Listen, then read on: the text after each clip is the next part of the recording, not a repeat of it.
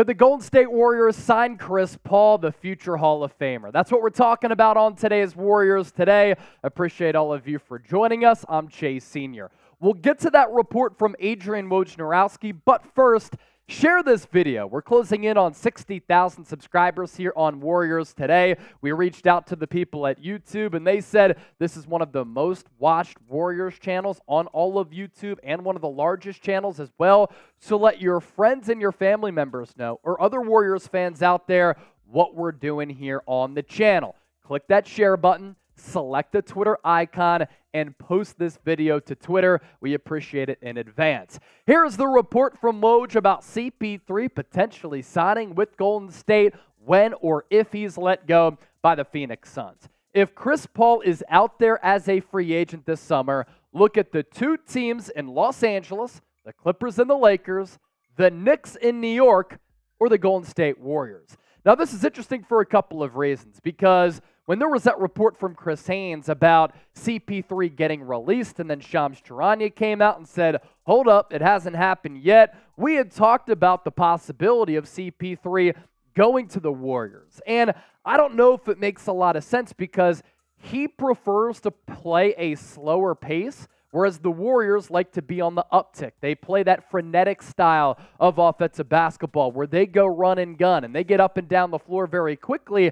How would that be impacted with Chris Paul, who might decide to slow things down a little bit? Because we saw when CP3 went out for Phoenix here in the playoffs, the Suns actually played better with Devin Booker and Kevin Durant when they were playing that free-flowing type of style. Now, here are those CP3 destinations, according to Adrian Wojnarowski. Could it be a banana boat reunion with LeBron James and Chris Paul and the King are finally able to play together?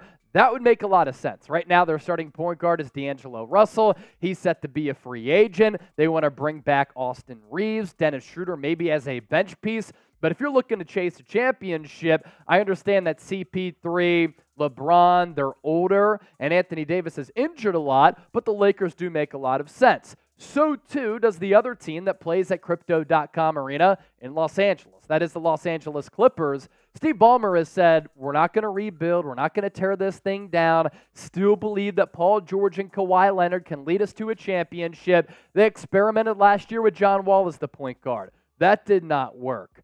They experimented with Russell Westbrook as the point guard. He was actually better than what a lot of people give him credit for. But Chris Paul, who doesn't need to score the basketball, can play the primary role of distributor alongside those two if, and it's a big if, they're all on the floor healthy together. That could be a juggernaut in the Western Conference. The New York Knicks. You put Chris Paul next to Jalen Brunson. Can Brunson play off ball? He did that a lot with the Dallas Mavericks because he flourished and he thrived alongside Luka Doncic, but I don't love that fit, and I don't really love the fit of the Golden State Warriors either. Could Steph Curry use another playmaker? Could Steph Curry use somebody that allows him to play more off ball, to take the burden and the pressure off of him a little bit? Then you run some of those actions where Steph Curry can come off those screens and get some open looks to shoot the basketball for sure. And then CP3 as a passer in this offense, he could be surgical. I understand he's getting a little bit older, but the numbers are certainly still there for the future Hall of Famer, one of the best point guards of all time. Some people want to call him the point god.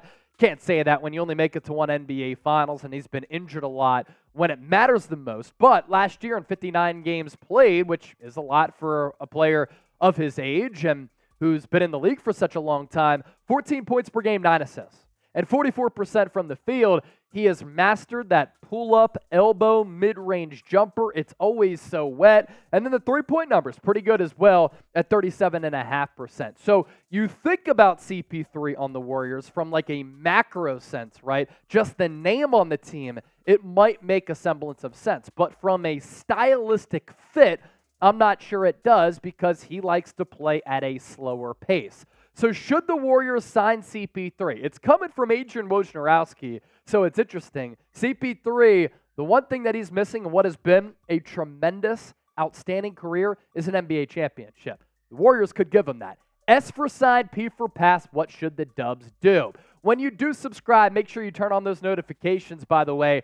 Anytime we push out a video, you will be notified, and we're planning on going live Friday here on Warriors Today. You don't want to miss it. Bunch of coverage coming up with the NBA draft and NBA free agency right around the corner. Last 4 seasons for CP3. Like I said, he's getting a little bit older, and he has been injured seemingly all the time in the playoffs, but in the regular season, like, the workload is still there, and the minutes played per game is certainly still there. And with the Warriors, it's not like he'd have to play 70 games. Like, you could decide to go load management with him to conserve him for the playoffs. And once you do get to the playoffs, if he's feeling a little bit of that energetic boost, that is a plus for you. Plus, when you're playing alongside Steph Curry, Klay Thompson, Draymond Green, you're not going to have to manage the workload that he's had to manage on some previous teams. Numbers the last 4 years, still very, very good. Chris Paul's a player who can still play. Understand, though, this isn't for the long haul. So this would be a move that would help move the needle for the next year, maybe 2, depending on how much he wants to play. Retirement certainly coming soon for CP3. That's probably why he's in a rush to try to win an NBA championship. And I alluded earlier to the playoff injury history. There's been a lot of that. May 1st of this year, the left groin adductor strain. June 9th of 2021, COVID protocols, missed the first 2 games of the Western Conference Finals. At that time, can't really control that. May 23rd, right shoulder. 2018, hamstring. 2016, broken right hand. Missed the last 2 games of the Western Conference first round. And then in 2015, the left hamstring strain. Going back to 2018, missed the last 2 games of the Western Conference Finals. Warriors fans, you know all about that, because the Rockets had a golden opportunity there to finally punch their ticket to the NBA Finals, and the Warriors ended up coming back in that series. That's when the Rockets missed 27 straight threes. Shout out to Will Scott. So name a player that the Warriors should sign here in NBA free agency. Will Scott was right there to my left. I knew that he'd hear me, but I just had to remind him of that. 27 missed threes. Man, that was a shame because, look, from a basketball standpoint, seeing James Harden, CP3 win a ring that year, which they probably could have won, would have been cool. But, of course, for Dub Nation, you're glad that the Dubs ended up winning that championship. Another reminder, subscribe to the show. We will go sub-only on June 16th. If we don't get to 56,000 subscribers, that means that the only people who can watch the program are those people who are subscribed to the show. Need 228 people to hit that sub button right now, so do it, and you won't make the wrong choice because we give you the best year-round Warriors coverage. Let's round out today's show with this. According to Anthony Slater, probably the preeminent Warriors reporter, the Dubs are preparing for both Jordan Poole and Draymond Green to return to this team next year.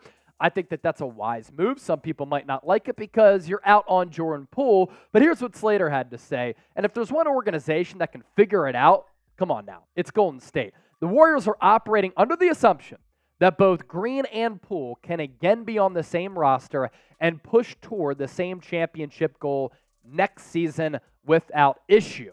Again, please keep in mind that with Mike Dunleavy Jr. and Kirk Lacob running the show, that with Steph Curry off the floor and injured last year, Jordan Poole averaged around 24 points per game. Like, the dude can still play. I think he suffered from a lack of confidence. Did he get ahead of himself a little bit and get a little bit too cocky after getting the bag? Yes, but sometimes with human nature, that does happen when people get paid, whether it be in the NBA or the common folk watching the show right now. You might take your foot off the gas a little bit and change your gusto. The Warriors intend to explore, Slater continued, various avenues to restructure the roster this summer, both small and large in scope. That could mean Poole is a part of a trade if the return package appeals. That's exactly what I talked about on our Warriors offseason plan. Like, at least explore it to see what's up. But Poole is not actively being shopped. There is no edict to cut salary, and his side has been given no current indication that his future will be elsewhere. If a move does happen,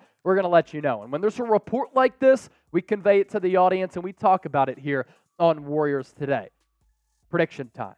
Will Poole be on the team next year? Give me a simple Y for yes or an N for no. Thanks to everybody for watching the show. Happy Monday. Hope your weeks are off to a great start. And keep it locked here for more Warriors coverage going live on Friday. Don't want to miss it.